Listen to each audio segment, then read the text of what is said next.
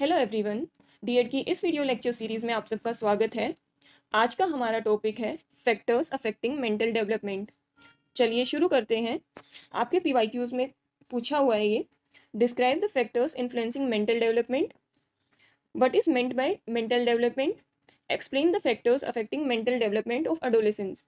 ठीक है, हम क्रो एंड क्रो की डेफिनेशन देख लेते हैं कि मेंटल डेवलपमेंट होती क्या है।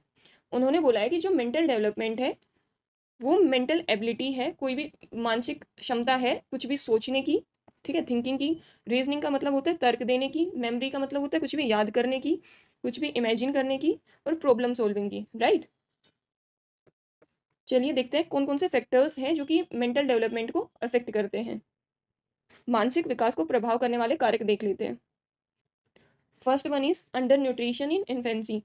ठीक है, जैसे बच्चे को प्रॉपर न्यूट्रिशन नहीं मिल पाता है तो उसका जो ब्रेन है ना, उसका जो दिमाग है वो डेवलप नहीं हो पाएगा, उसका आईक्यू है वो कम रह जाएगा, इससे उसको कोई भी मेंटल डिसऑर्डर हो सकता है। ठीक है।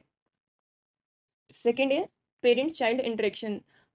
अगर बच्चे और पेरेंट्स का जो इंटरेक्शन है ना, वार्तालाप है, वो एक पॉजिटिव होगा और जो पेरेंट्स है वो बहुत सपोर्टिव होंगे, बच्चे को एनकरेज करेंगे हर चीज़ के लिए, तो बच्चे में कॉन्फिडेंस भी आ जाएगा और बच्चे की जो लर्निंग कैपेसिटी होगी ना, कुछ भी सीखने की क्षमता, वो भी इंक्रीज हो जाएगी।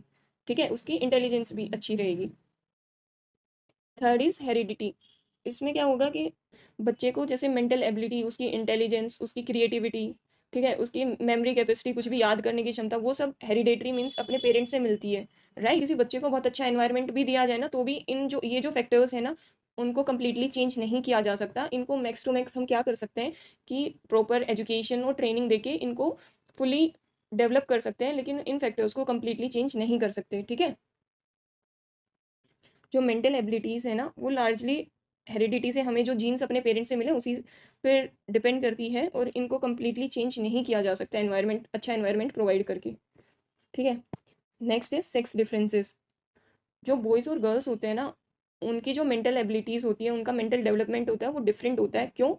एक तो बायोलॉजिकल रीज़न है उसका, दूसरा है कल्चरल रीज़न। बायोलॉजिकल में जैसे हॉर्मोन्स हो गए, ठीक है, उनका जो शारीरिक बनावट, फिजिक है ना उनका, वो डिफरेंट होता है। कल्चर से ऐसे कि जो सोशल नॉर्म्स है ना और एक्सपेक्टेशंस है, ठीक है, वो गर्ल्स से और बॉयज से डिफरेंट है। इस वजह से क्या होगा कि उनका जो इंटरेस्ट है, उनकी स्किल्स है और उनका बिहेवियर है, वो दोनों ही बायोलॉजिकल प्लस कल्चरल फैक्टर से शेप किए जाते हैं। ठीक है। Achievement motivation. इसका मतलब ये है कि अगर कोई बच्चा क्यूरियस रहेगा, मोटिवेटेड रहेगा, उसको पेरेंट्स का सपोर्ट मिलेगा, तो उसकी जो लर्निंग है वो बेटर होगी और उसका जो माइंड है वो फुली ग्रो भी कर जाएगा, उसको एक उसका आईक्यू लेवल भी हाई हो जाएगा। आईक्यू का मतलब होता है इंटेलिजेंस कोशेंट। ठीक है। Sixth school. अगर अच्छे टीचिंग मेथड्स हों, ठीक है, टीचर्स बच्चे को समझाने पे ज़्यादा फोकस करे, कोई भी कॉन्सेप्ट ना कि रटाने पे, हमारा जो कैरिकुलम है वो अपडेटेड हो। सेकंड चीज़ ये है कि बच्चे को सिर्फ उसके एकेडमिक स्कोर पे ही जज ना करे, उसको ऑलराउंडर बनाने की कोशिश करे, उसके बाकी भाई वो अदर एक्टिविटीज़ में कैसे परफॉर्म कर रहा है उन सब पे भी ध्यान दिया जाए। तो उससे ये होगा कि बच्चे की जो मानसिक विकास है ना, वो हर साइड से होगा और अच्छे से फुली डेवलप हो जाएगा। ठीक है। School activities enrich mental development. Next है social economic status of the family. ठीक है, जो बच्चे की मेंटल डेवलपमेंट है ना, वो उसके पेरेंट्स की आर्थिक स्थिति, उसकी फैमिली की आर्थिक स्थिति कैसी है उस पर भी डिपेंड करेगा। जिन बच्चों को सही से अपॉर्चुनिटीज़ मिली होती हैं और रिसोर्सेज मिले होते हैं, उन बच्चों में देखा गया है कि उनका मेंटल डेवलपमेंट काफ़ी अच्छे से होता है।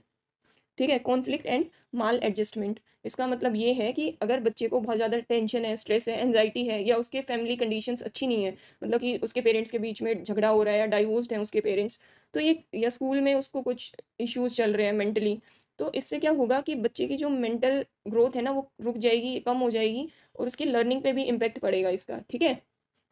नेक्स्ट है फैमिली एनवायरनमेंट, कि बच्चे को घर में कैसा माहौल मिल रहा है, उसकी पढ़ाई को लेके उसके पेरेंट्स सीरियस है या नहीं है, उसको घर पे रीडिंग हैबिट्स है नहीं है, उसके पेरेंट्स, घर पे एक अच्छा डिस्कशन हो किसी भी चीज़ को, टॉपिक को लेके, तो बच्चे का दिमाग भी खुलता है और उसका भी मेंटल डेवलपमेंट होगा, उसका भी जो मानसिक विकास है ना वो हो जाएगा। ठीक है। नेक्स्ट है फिजिकल ग्रोथ। जनरली ये देखा गया है कि जिन बच्चों की अच्छी फिजिकल हेल्थ होती है ना, वो इंटेलिजेंट होते हैं और उनकी जो मेंटल डेवलपमेंट है ना वो ठीक से हो पाती है, क्योंकि वो एक्टिव रहते हैं और उनमें कोई डिजीज़ वगैरह नहीं होती, तो वो ठीक से फोकस कर पाते हैं चीज़ों पे, ठीक है। नेक्स्ट है एनवायरनमेंट। अगर बच्चे को एक सपोर्टिव एनवायरनमेंट प्रोवाइड किया जाए ना, तो बच्चे की जो मेंटल ग्रोथ है ना वो इजीली हो जाएगी, ठीक है, और फुली हो जाएगी, मतलब कि ठीक से हो जाएगी बच्चे की मेंटल ग्रोथ। अभी ये जितने भी मैंने पॉइंट्स पढ़ाए हैं वो सिर्फ आपको समझाने के लिए पढ़ाए हैं। इसमें से आपको सिर्फ ये डेफिनेशन याद करनी है और आपको सिर्फ ये सब हेडिंग्स याद करके जानी है एग्जाम के लिए, ठीक है।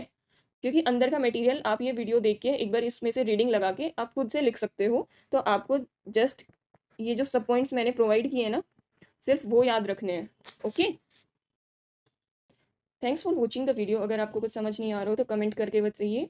Share with your friends and do subscribe the channel for more educational updates. Thank you.